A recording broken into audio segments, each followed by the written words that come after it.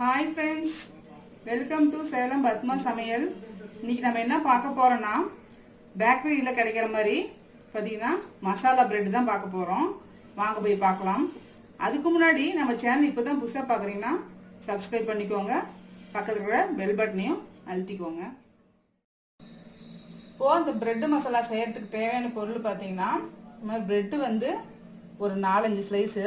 இது பார்த்தீங்கன்னா milk bread, அது வந்து பார்த்தீங்கன்னா ஸ்வீட் டேஸ்ட்டில் இருக்கும், அதனால் அதுதான் யூஸ் பண்ணணும். ஒரு தக்காளி, ஒரு பெரிய வெங்காயம், ஒரு பச்சை மிளகாய், கொஞ்சோண்டு கருவேப்பிலை, ஒரு டீஸ்பூன் அளவுக்கு இஞ்சி பூண்டு பேஸ்ட்டு, 2 டீஸ்பூன் அளவுக்கு டொமேட்டோ சாஸ். இது பார்த்திங்கன்னா மிளகாத்தூள் வந்து 1/2 டீஸ்பூன், 1/2 டீஸ்பூன் கம்மியாக வந்து கரம் மசாலா, 1/4 டீஸ்பூன் வந்து ஜீரகப்பொடி, ஒரு 2 பிஞ்ச் அளவுக்கு மஞ்சள் பொடி. தாளிக்கிறதுக்கு கடுகு 1/2 டீஸ்பூன், 1/4 டீஸ்பூன் வந்து ஜீரகம். இப்போ பாருங்கள், ஒரு பேன் வச்சுருக்கேன். நம்ம வந்து ஃபஸ்ட்டு வந்து ப்ரெட்டை வந்து நல்லா டோஸ்ட் பண்ணிக்கணும். அதுக்கு வந்து நான் வெண்ணெய் கொஞ்சமாக போடுறேன். நீங்கள் வெண்ணெய்க்கு பதில் நெய் கூட யூஸ் பண்ணிக்கலாம்.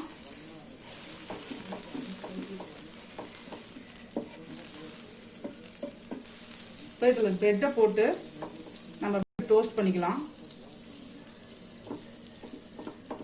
நல்லா கோல்டன் ப்ரௌன் வரணும்.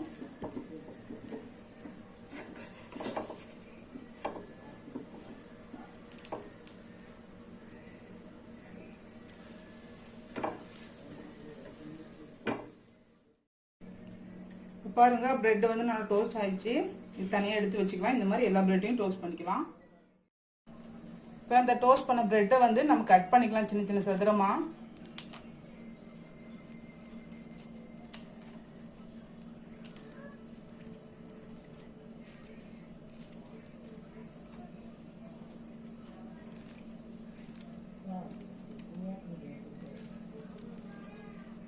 இந்த மாதிரி எல்லா பிரெட்டையும் கட் பண்ணிக்கலாம். இப்போ பாருங்க, பேன்ல வந்து நான் 2 டீஸ்பூன் அளவுக்கு ஆயில் ஊற்றி வச்சிருக்கேன்.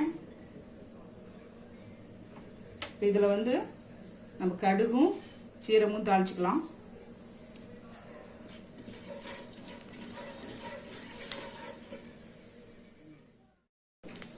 இப்போ வெங்காயம், பச்சை மிளகாய், கருவேப்பிலை இது 3 போடுறோம்.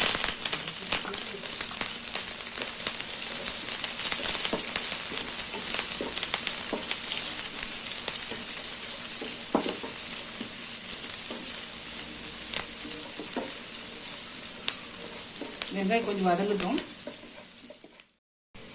வெங்காயம் வதங்கிடுச்சு. இது நான் இஞ்சி பூண்டு பேஸ்ட் போடுறேன்.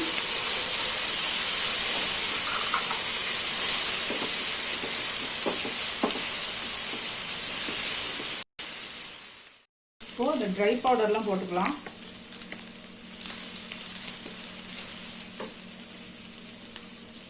நான் உப்பு 1/2 டீஸ்பூன் அளவு போடுறேன்.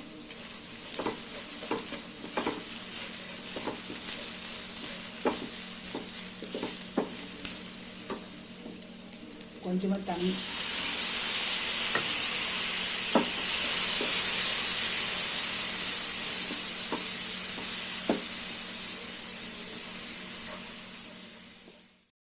இப்போ தக்காளி போட்டுக்கலாம்.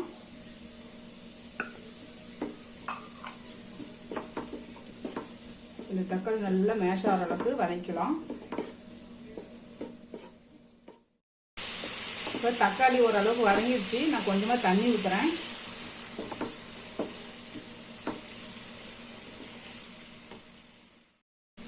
இப்போ இந்த டொமேட்டோ சாஸ் ஊற்றிக்கலாம்.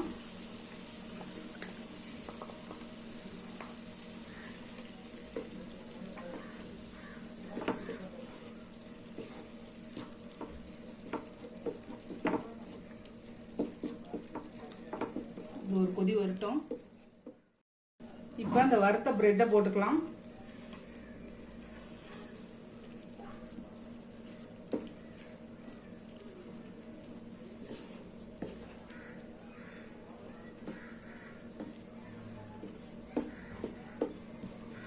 இது பார்த்தீங்கன்னா பேக்கரியில் போய் வாங்குவீங்களே, ஒரு பிளேட் பார்த்தீங்கன்னா 20-25 ருபீஸ் அந்த மாதிரி சேல்ஸ் பண்ணுவாங்க. நம்ம வீட்லேயே பண்ணிக்கலாம். ஈஸியான மெத்தட் தான், அதே டேஸ்ட் வரும். ஃப்ளேம் கொஞ்சம் ஹைலியே வச்சு மிக்ஸ் பண்ணிக்கோங்க.